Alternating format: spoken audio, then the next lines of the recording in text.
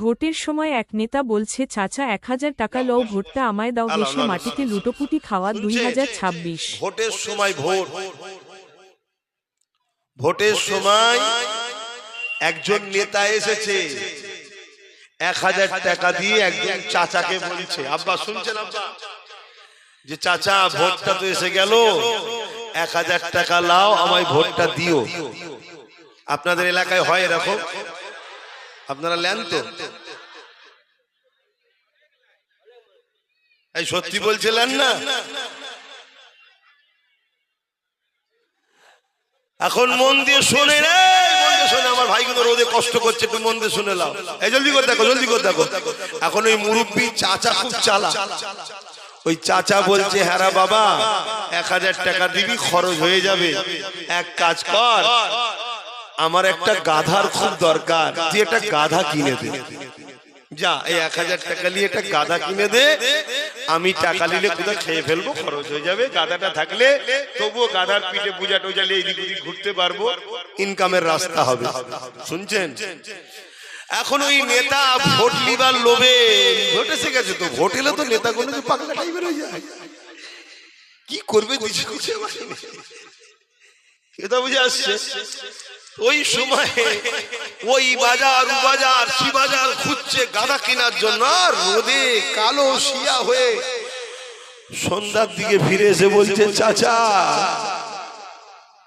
কোন জায়গায় কোন বাজারে গাধা পেলাম না, যে গাধাই কিনতে যায় যত কমই হোক 20-30 হাজারের কমে কোনো গাধা নেই। তুমি এক করো বাপ, অনেক কষ্ট করে ফেলি, অন্য জায়গায় আর যাওয়াই হলো না, তুমি 1000 টাকা রাখো, আমায় ভোটটা দিও, কেন 20-30 হাজারের কমে গাধা পাওয়া যাচ্ছে না। তখন চাচা বলছে, কেন বাবা বেইজ্জতি করছিস আমাকে? তখন নেতাদের একটু মিজাজ হয় আবার, তুই তো বেইজ্জতি করলাম তোমাকে। বলছে, দেখ বাবা, আজকের বাজারে যদি 20-30 হাজার টাকার কমে গাধা না পাওয়া যায়, তুই আমাকে গাধার থেকেও ছোট করে 1000 টাকায় কিনতে এসছিস। শুনছো? হে শুনি, ভাবো নিজের মূল্য ভাবো। তুমি 500 বিক্রি হচ্ছে, আজকে তো 500 গাধা পাওয়া যায় না, 50,000 টাকা কম করে নাম গাধা, তোমার মূল্য গাধা থেকেও কম তুমি নিজে করেছো, তাই গাধা মারলে যদি বিচার না হয়, তা 500 টাকার গাধার থেকেও মূল্য কম যার, তার হয়ে কখনো বিচার হয়? বোঝো, 1500 বিক্রি হয়নি, তুমি নিজের মূল্য নিজে কমিয়ে দিয়েছো, কাল 500 আর দেবে না, একটা দিন আসছে। কেন? সব সিট রিজার্ভ হয়ে যাবে, রিজার্ভ। মুসলমান ক্যান্ডিডেট আর দাঁড় করাতে পারবে না, আইন করে ফেলবে।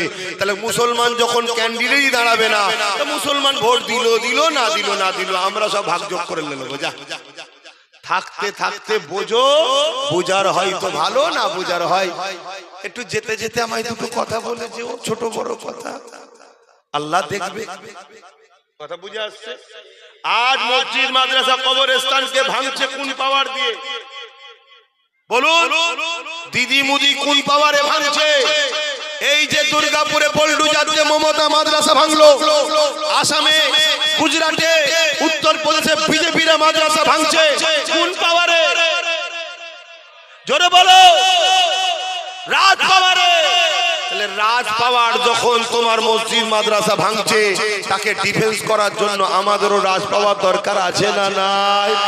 আমি আব্বাস সিদ্দিকী হুজুর, আমি নাই রাজ পাওয়ারে দাঁড়ালাম না, কিন্তু আমার ভাইটাকে দাঁড় করিয়েছি, তোমার ভাইটাকেও দাও। তুমি নাই মৌলানা সাহেব, ইমাম সাহেব, ঠিক আছে, তোমার ভাইটাকে দাও, এবং তার সাথ আপনাদের দেওয়া দরকার আছে না নাই? একটু মাথায় ঢুকাও, একটু কষ্ট করলে 2-5-10 বছর পুরো সাগরটা হাতে পেয়ে যাবে। আর যদি ভিক্ষা লাও, ওই এক বদনা নয়, 1 ফুটা করে দিচ্ছে, কালকে ওটাও বন্ধ হয়ে যাবে। 2-10 বছর কষ্ট করতে হবে। কথা মাথায় ঢুকছে তো? যাক, আমি আর কথা বাড়াচ্ছি না, একটা শেষ কথা, কেউ কষ্ট পেলেন? ঠিক বলছেন? তাহলে ভাইজানের কথায় সহমত তো, বাবাজির কথায় সহমত তো, বিক্রি হবেন না তো? হাত তুলে বলুন, আল্লাহকে সাক্ষী রেখে বলুন, হাত নাবান। আচ্ছা বলুন তো ভাই, ওই যে ঘরের মধ্যে যেখানে ভোট দেয় ওখানে আমিও থাকবো না আর কেউ থাকবে না, হাত তো তুলে দিলেন, ওখানে আল্লাহ আছে না? তা ভোটটা দিবার সময় ভাববেন এটা ওয়াকাফকে মিটাবার জন্য দিলাম না বাঁচাবার জন্য দিলাম?